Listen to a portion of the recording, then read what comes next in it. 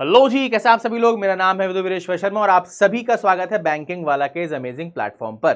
तो आज हमने एसबीआई की तरफ से सर्कल बेस्ड ऑफिसर का नोटिफिकेशन देखा। आई एम प्रीटी श्योर आपने डिटेल्ड वीडियो देख लिया होगा और सारी की सारी जानकारी आपको समझ में आ गई होगी। लेकिन अब काफी सारे स्टूडेंट्स परेशान है कि सर ये सर्कल बेस्ड ऑफिसर जो है और हमारा जो पीओ का नोटिफिकेशन आता है, इन दोनों जॉब प्रोफाइल में डिफरेंस क्या है। तो उसी पर हम इस सेशन में बात करने वाले हैं। इस सेशन में हम सर्कल बेस्ड ऑफिसर यानी कि सीबीओ और प्रोबेशनरी ऑफिसर यानी कि पीओ को कंपेयर करने वाले हैं और एंड में आपको यह भी बताएंगे कौन सी जॉब प्रोफाइल आपके लिए सही होने वाली है। ठीक है भाई, ओके।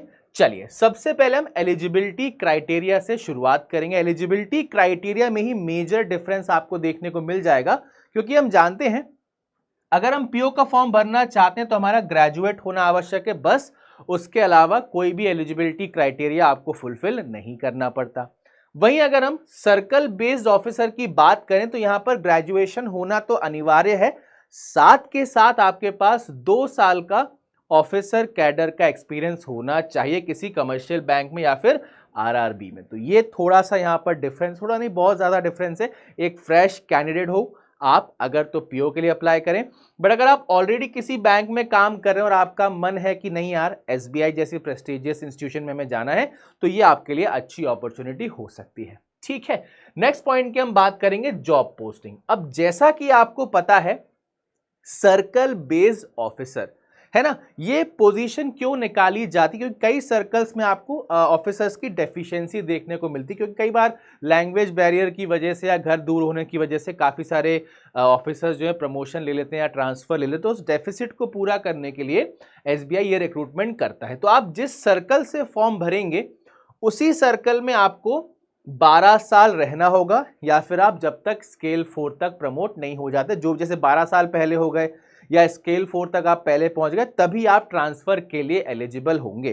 तो उनके लिए एक बहुत अच्छी चीज हो सकती है जो अपने होम स्टेट में ही रहना चाहते हैं, अपने परिवार के पास रहना चाहते हैं। उनके मन में ये नहीं कि हमें ज्यादा ट्रांसफर नहीं चाहिए भाई, एक ही जगह हमें सेटल डाउन होना है, तो उनके लिए बहुत अच्छी अपॉर्चुनिटी है। एक इसका ड्रॉबैक ये भी है कि आपको कभी भी कॉर्पोरेट ब्रांच में पोस्टिंग नहीं मिलेगी और फॉरेन ब्रांचेस में जाने का जो मौका मिलता है वो भी आपको नहीं मिल पाएगा अगर आप सीबीओ बनेंगे एसबीआई के अंदर। वहीं अगर हम पीओ की बात करें, पीओ में आपको all India posting, all India transfer मिल सकता है, कोई भी दिक्कत वाली बात नहीं। कहीं पर रिक्वायरमेंट है, आप जाना चाहते हैं तो वहां पर आप ट्रांसफर ले सकते हैं। कॉर्पोरेट ब्रांचेस में भी आपकी पोस्टिंग हो सकती है और फॉरेन ब्रांचेस में भी पोस्टिंग आपकी हो सकती है, तो आप कहीं भी यहां पर ट्रांसफर ले सकते हैं। ठीक है, जैसे कि मैंने आपको अभी बताया कि सीबीओ में आप एक ही सर्कल में रहेंगे तो आपकी जो पोस्टिंग है वो स्टेबल रहेगी, आप जहां पर हैं वहीं पर रह सकते हैं, कोई दिक्कत वाली बात नहीं है। और एक ही सर्कल में आपको रहना है, सर्कल बेस्ड ऑफिसर की तरह काम करना, तो आपका वर्क लोड थोड़ा सा मॉडरेट हो जाता है। एसबीआई पीओ की बात करें, पोस्टिंग स्टेबिलिटी भैया बहुत कम है, आपको कहीं भी ट्रांसफर किया जा सकता है एज पर बैंक रिक्वायरमेंट, तो पोस्टिंग की स्टेबिलिटी थोड़ी आपकी यहां पर कम रहने वाली है। और वर्कलोड यहां पर आपका ज्यादा रहता है, कई बार आपको ब्रांच के अलग अलग ऑपरेशंस में भी पार्टिसिपेट करना होता है, तो यहां पर आपका वर्कलोड थोड़ा सा ज्यादा रहने वाला है। अब बात करते हैं हमारी जॉब प्रोफाइल्स और रिस्पॉन्सिबिलिटी की। सबसे मेजर डिफरेंस यहां पर प्रोबेशन में भी आपको देखने को मिलेगा। अगर आप एज अ सीबीओ ज्वाइन करते हैं एसबीआई को तो आपका 6 मंथ्स का प्रोबेशन रहेगा। जॉब आपकी प्रोफाइल देखें, branch operations, customer handling, loan processing, ये सारे के सारे काम आपको यहां पर करने होंगे। एज अ पीओ जब आप ज्वाइन करेंगे तो आपकी 2 साल का प्रोबेशन पीरियड रहेगा, साथ के साथ आपकी ट्रेनिंग भी यहां पर होगी। और पीओ जब आप बनेंगे तो रोटेशनल वर्क आपका रहेगा अक्रॉस डिपार्टमेंट्स फॉर एक्सपोजर, तो अलग अलग डिपार्टमेंट में आपको काम यहां पर करना होगा। ठीक है, अब बात आती है एग्जाम पैटर्न की। अब अगर इतने सारे डिफरेंसेस हम देख रहे हैं तो कहीं ना कहीं सर ये बिल्कुल अलग है क्या? नहीं, अगर आप स्केल की बात करें तो जिस स्केल में आप प्लेस होंगे वो JMGS 1 ही रहने वाला है ना।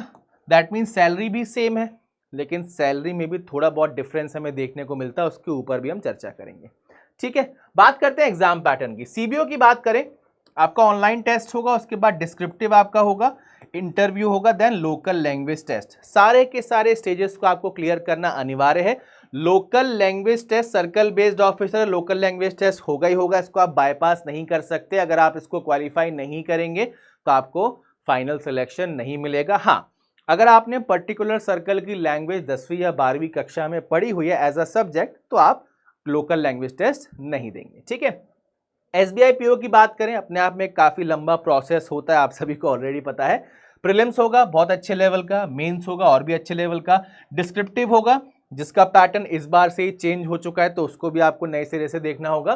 फिर आपका ग्रुप एक्सरसाइजेस, जीडी और इंटरव्यू, तो कंप्लीट प्रोसेस बाईपास करने के बाद, क्लियर कर लेने के बाद तब आप पीओ बनते हैं। तो एक सिलेक्शन प्रोसेस काफी आपका डिटेल्ड है, काफी अच्छे लेवल का है। ठीक है, चलो सैलरी की हम बात कर लें तो जैसा कि मैंने आपको ऑलरेडी बताया था, जो आपकी स्केल है वो JMGS 1 है ना, जूनियर मैनेजमेंट ग्रेड स्केल है आपका। लेकिन जॉब शुरू करते टाइम थोड़ा सा सैलरी में डिफरेंस होता है ना, जैसा कि आपको पता है आपके सैलरी में अलग अलग इंक्रीमेंट्स रहते हैं।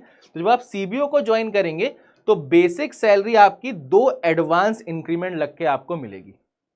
ठीक है, जो आपके इंक्रीमेंट आगे होने वाले थे, 2 एडवांस इंक्रीमेंट लग के आपकी सैलरी स्टार्ट होगी बेसिक पे। ठीक है, वहीं अगर आप एसबीआई पीओ की बात करें, पे स्केल तो सेम है, लेकिन यहां पर जब आप ज्वाइन करेंगे तो आपके 4 इंक्रीमेंट यहां पर ऐड किए जाते हैं। तो सैलरी में भी आपको लगभग, आप अगर मान के चलो यहां पर लगभग आपके 4000 समथिंग अमाउंट आपको ऐड होके मिलता है, और यहां पर आपका लगभग 8000 के आसपास अमाउंट ऐड होके मिलता है। तो ये आपको बेसिक सैलरी में डिफरेंस देखने को मिलेगा जब आप ज्वाइन करते हैं। ठीक है, चलो अब अगर हम बात करें कि किस व्यक्ति को सीबीओ का फॉर्म भरना चाहिए। अगर आप ऑलरेडी बैंकिंग सेक्टर में काम कर रहे हैं, आपको लोकेशन स्टेबिलिटी चाहिए, आपको नहीं चाहिए ज्यादा मेरा ट्रांसफर हो और मुझे एसबीआई के साथ भी काम करना है, तो आप सीबीओ के फॉर्म को फिल कर सकते हैं, बढ़िया तरीके से तैयारी कर सकते हैं, है ना। अगर आप एक फ्रेश ग्रेजुएट हैं, आपके पास बैंकिंग का एक्सपीरियंस नहीं है, तो आप भैया फॉर्म को सीबीओ को भर ही नहीं सकते। तो अगर आप फ्रेश ग्रेजुएट हैं, आपके पास एक ही ऑप्शन है, अगर आपको एसबीआई में काम करना है तो एसबीआई पीओ या क्लर्क का फॉर्म भर दीजिए और बढ़िया तरीके से इन एग्जाम्स को क्लियर कर लीजिए। ठीक है भाई, तो आई होप सभी के दिमाग में जो भी सवाल थे सीबीओ और पीओ को लेकर वो क्लियर हो गए होंगे। तो इस सेशन को हम यहीं समाप्त करते हैं। बैंकिंग एंड इंश्योरेंस सेक्टर का कोई भी एग्जाम हो, सारे के सारे एग्जाम्स की तैयारी आप हमारे साथ कर सकते हैं। बैंक महापैक में अगर आप जुड़ जाएंगे तो कोई भी आपका एग्जाम का स्टेज हो, चाहे प्रीलिम्स हो, चाहे मेंस हो, चाहे इंटरव्यू हो, हर एक स्टेज के लिए आपको बहुत ही बेहतरीन तरीके से तैयार किया जाएगा। तो बैंक महापैक 1 साल का सब्सक्रिप्शन आपको मिल जाएगा 2999 रुपीज में। अगर आप 2 साल के लिए सब्सक्राइब करना चाहते हैं तो आपको यह सब्सक्रिप्शन मिल जाएगा 3999 रुपीज में। ठीक है, लेकिन अगर आप एक ऐसे स्टूडेंट हैं जो बैंकिंग और एसएससी दोनों एग्जाम्स की साथ में तैयारी कर रहे हैं, तो आपके लिए भी बहुत कुछ यहां पर अवेलेबल है। बैंक एंड एसएससी महापैक, सारे बैंकिंग एग्जाम, सारे इंश्योरेंस एग्जाम, सारे एसएससी एग्जाम्स की क्लासेस का एक्सेस आपको मिल जाएगा। 2 साल के लिए 5799 और 1 साल के लिए आपको 4699 में सब्सक्रिप्शन मिलने वाला है। बाकी अपकमिंग एग्जाम्स के लिए भी बैचेस हमारे स्टार्ट हो चुके हैं, कई बैचेस आपके ऑलरेडी चल रहे हैं। आरआरबी पीओ क्लर्क का फाउंडेशन और एम 2026 ये बैचेस ऑलरेडी चल रहे हैं।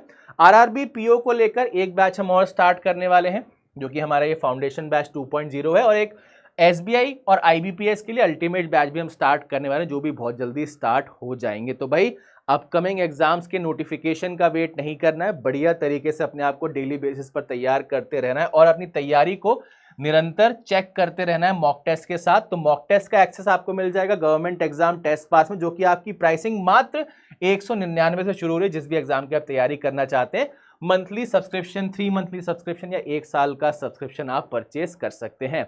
साथ के साथ ये रहा मेरा Telegram channel reasoning by Vidhu sir, इसे आप ज्वाइन कर लीजिए। रीजनिंग की क्लासेस से रिलेटेड सारी की सारी इंफॉर्मेशन आपको यहीं मिलेंगी। क्लास का नोटिफिकेशन, पीडीएफ, डाउट डिस्कशन सब आप मेरे साथ यहां पर कर सकते हैं। ठीक है भाई, तो इस सेशन को कर रहे हैं समाप्त। आई होप सारी की सारी इंफॉर्मेशन आपको बढ़िया तरीके से समझ में आ चुकी है और अब आपके दिमाग में कोई भी कंफ्यूजन नहीं है। फिर भी अगर कहीं आप फंसते हैं, कोई समस्या आती है, तो कमेंट सेक्शन आपके लिए ओपन है। कमेंट करके अपना सवाल आप पूछ सकते हैं, आपके सारे के सारे सवालों के जवाब मैं जरूर दूंगा। तो मिलते हैं एक और नए सेशन में, तब तक के लिए bye bye and take care everyone.